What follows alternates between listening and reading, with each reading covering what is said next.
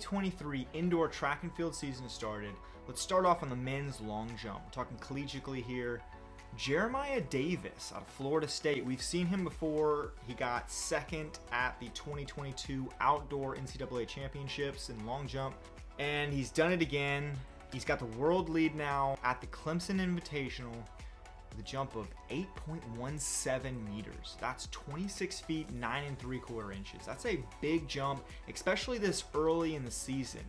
We don't really want to see athletes peak until the very end of the season, so hopefully not seeing him peak, but seeing a sneak peek of what's to come.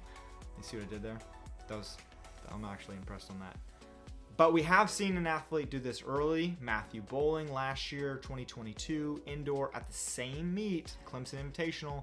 He jumped that 8.25 meter or 27 feet and 3/4 inch jump that ended up being the best jump of the year indoor collegiately. So hopefully we're not seeing that. But what I do want to talk about this jump is it's the 12th best jump in the last decade, but also I want to talk about the style and a little bit about the technique of this jump because I think it's really cool.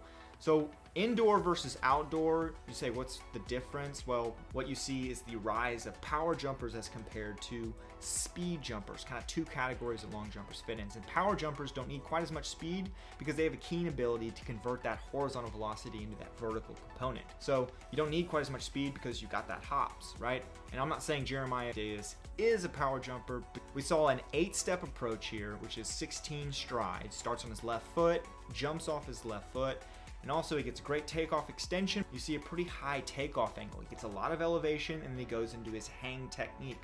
Very similar to, say, Robert Emmiyan, who was known for having a hang technique but also getting a lot of height on the jump.